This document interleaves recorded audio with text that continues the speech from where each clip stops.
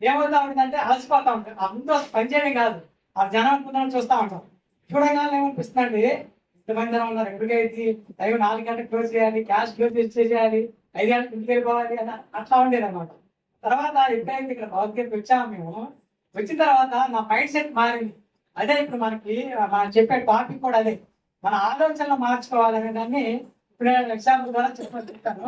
ఆ కస్టమర్లు వస్తూ ఉంటారు, తీసుకుంటా ఉంటాం, క్యాష్ వస్తానే ఉంటారు. అప్పుడు ఏమంటే నేను వీళ్ళు ఎప్పుడు అవుతారా, ఎప్పుడు అవుతా అంటున్నారు. దాని తర్వాత కొన్ని రోజులు భగవద్గీత నేర్చిన తర్వాత నేను ఏమనిపిస్తుందంటే, నాకు వచ్చిన వాళ్ళు భగవంత్ స్వరూపులే. వాళ్ళు ఏదో పనిలో వచ్చారు, ఊరకైతే వచ్చి మన దగ్గరికి వచ్చి డబ్బులు కట్టి ఖాళీగా వచ్చి కార్యక్రమం కూర్చోవడం రారు కదా. వాళ్ళు కూడా భగవత్ స్వరూపులు అన్నప్పుడు ఏంటంటే, వాళ్ళని మనం భగవంతుని ఏ విధంగా గుడికెళ్ళినప్పుడు నమస్కారం చేస్తూ ఎట్లా ఆదరిస్తామో ఆ విధంగా వాళ్ళని ఆహ్వానించామంటే మనలో ఉన్న స్ట్రెస్, మన పని అయితే చేయాలి. ఇప్పుడు వాళ్ళైతే పంపించడానికి లేదు, వచ్చిన వాళ్ళతో కట్టించుకోవాలి, క్యాష్ పే చేసి వెళ్ళాలి. వాళ్ళని మనం చిరాకు పడి వాళ్ళ కోపడి చేసామంటే మన పని అయితే చేయాలి. వాళ్ళని ఇసుకుంటా చేసామనుకో మనకు అలసట వచ్చింది, లేని పని సార్ చెప్పినట్టు ఉగ్రవాదాలు, బీపీ, షుగర్ అన్నీ వస్తాయి. అదే ఎందుకు మనకు కస్టమర్ వచ్చారు, భగవంతుడు స్వరూపని వాళ్ళు తీసుకొని చక్కగా నవ్వుతూ బాగా చేసి పంపించామనుకో వాళ్ళు ఆనందంగా ఫీల్ అవుతారు. నేను ఇది మాత్రం భగవద్గీతకు వచ్చాకే అది అలవాటు చేసుకున్నాను. అంతకుముందు ఏంటంటే నాకు 1 గంటకి రాగానే నాకు ఆకలిస్తూ ఉంటుంది, జనాలు ఎక్కువ ఉంటారు కదా, ఆకలిస్తూ ఉంటుంది. ఇంకా మా మిసెస్ ఏం చేస్తుందంటే స్నాక్స్ బాక్స్ పెట్టి, చిన్నపిల్లలకి ఎంత అయితే బాక్స్ పెట్టిస్తే అట్లా డ్రై ఫ్రూట్స్ అని ఏదో ఇంకా మనం ఏం చేస్తామో కొద్దిగా వాష్రూమ్ కానీ అట్లా లేచినప్పుడు అక్కడికి వెళ్ళి లంచ్ రూమ్ ఉంటుంది, అక్కడికి తినేసి వచ్చి కూర్చొని చేస్తా ఉంటాం. ఏంటంటే అది అట్లా అలవాటు అయిపోయింది. ఎప్పుడైతే ఇక్కడికి వచ్చానో నిదానంగా సాధన చేస్తున్నా. సార్ చెప్పేవాడు మాకు, అదే ఇప్పుడు సార్ చెప్తారు కదా మనకి శక్తి పూర్ణం అనేది, దాన్ని నేను చాలా చక్కగా చెప్పి నేను చక్కగా వినేస్తాను. నేను ఎక్స్ప్రెషన్ చేయలేను కానీ చక్కగా దాన్ని అవలంబిస్తాను అన్నమాట. దాన్ని నిదానంగా అలవాటు చేస్తున్నా. ఇప్పుడు ఆకలిస్తుంది, అదేంటిది భగవంతుడు. ఆ భగవంతుడు అనుకున్నప్పుడు నిదానంగా మనకు ఆకలిస్తుంది అనిపించింది, కానీ కొంచెం నీరసం అనిపించింది. నీరసం అంటే ఏమనిపిస్తుంది అంటే భగవంతుడు మనకి ఇంకా 1 అవర్, 2 o'clock మాకు లంచ్ టైం, ఇంకా 1 అవర్ మేము పని చేయాలి. పని చేయాలంటే నాకు ఆకలిస్తుంది, దాన్ని నియంత్రించుకోవాలి. నియంత్రించుకోవాలంటే ఏం చేయాలి? ఆకలిస్తుంది, అది భగవత్ స్వరూపం. నిదానంగా ఏం చేస్తానంటే, మనకి ఇప్పుడు కడుపులో మంట వచ్చినప్పుడు ఏం చేస్తామంటే, ఇప్పుడు మేడం వాళ్ళు చెప్పారు కదా ధ్యానం చేస్తా అంటారు కదా, అదే విధంగా నాకు చిన్నప్పుడు డిగ్రీ చదివేటప్పుడు నేను ఎప్పుడో వెళ్ళేవాడిని యోగా క్లాస్కి. వాళ్ళు చెప్పేవాడు ఉదయాన్నే 5 గంటలకు రాగానే అది చెప్పేవాడు, కూర్చొని ఇట్లా శ్వాస మీద ధ్యాస పెట్టమని మేడం గారు కూడా చెప్పారు. అట్లా చేసేవాడు, కానీ నేను అట్లా చేయను.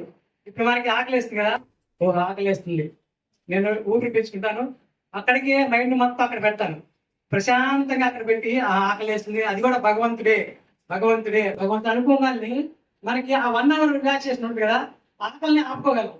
కంప్లీట్గా అయితే ఆపుకోలేం, కానీ ఆ 1 అవర్ మాత్రం ఆపుకోగలం. ఆపుకొని ఆ లంచ్ టైం వరకు వర్క్ చేసుకుంటాము.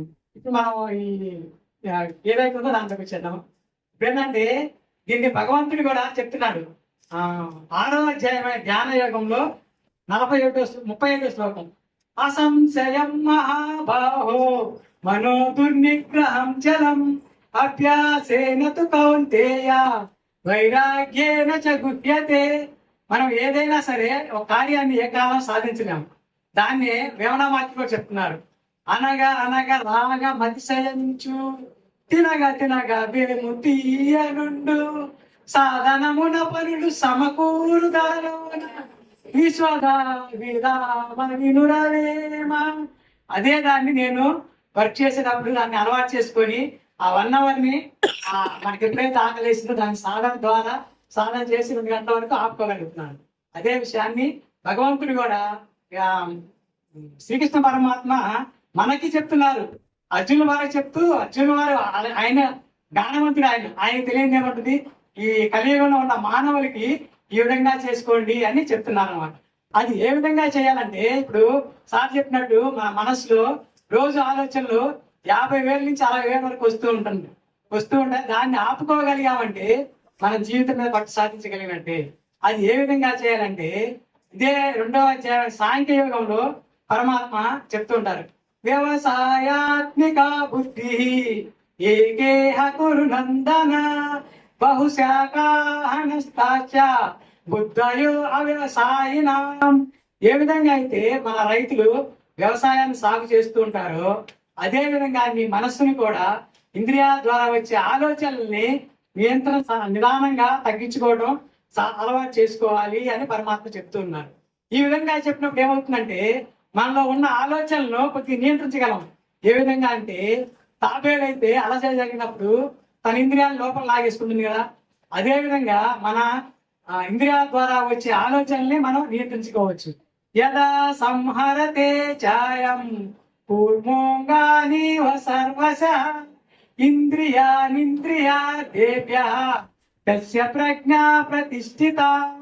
అట్లా చేసిన వాళ్ళకి ఎప్పుడైతే ఇంద్రియాల ద్వారా వచ్చే ఆలోచన నియంత్రించుకుంటామో నీలో ఉన్న ప్రజ్ఞ అంటే పిల్లలు మా భగవద్గీతలో సార్ చెప్తుంటారు, ప్రజ్ఞ మీద 5 శ్లోకాలు ఉంటాయి. దాని మీద మా పిల్లలు కూడా ప్రజ్ఞ నాటకాన్ని కూడా మన ధనుర్మాసం భావన సంఘంలో వేశారు. ప్రజ్ఞ అంటే SKILL స్కిల్ అని చెప్తూ ఉంటారు. ఆ ప్రజ్ఞ నీలో సుప్రసిద్ధంగా ఉంటుంది. దానివల్ల ఏమవుతుందంటే మీరు చేసే పనులు మంచి ఫలితాలు, ఎందుకంటే పని చక్కగా సవ్యంగా జరుగుతుంది అని మనం తెలుసుకోవచ్చు. అదేవిధంగా ఈ విధంగా ఉన్నట్లయితే మనము సార్ చెప్పినట్టు ఆల్రెడీ అనన్యా చింతయంతో మాం ఏ జన పర్యుపాసతే తేషాం నిత్యాభియుక్తానాం యోగక్షేమం వహామ్యహం. ఎప్పుడైతే ఇంద్రియాలను నిగ్రహించుకొని రెండవే భావం లేకుండా, అంటే రెండంటే మనం అర్థం చేసుకోవచ్చు అంటే మనం ఎప్పుడు ఏంటంటే వర్తమానాన్ని విడిచి పోతా భవిష్యత్తులోకి, అంటే పొద్దున్న రాగానే మనకి ఆల్రెడీ స్నాక్స్ ఇచ్చారు బాగుండి ఆలోచిస్తూ ఉంటాము. ఇప్పుడు తర్వాత వర్తమానాన్ని వదిలేసి ఏం చేస్తామంటే ఆ తర్వాత ఏమి ఇస్తారు, 4:30కి బ్రేక్ ఇస్తారు, ఏమి ఇస్తారు అని ఆలోచిస్తూ ఉంటాం. అది సహజం. అది దాన్నే మనం నియంత్రించుకోగలగాలి.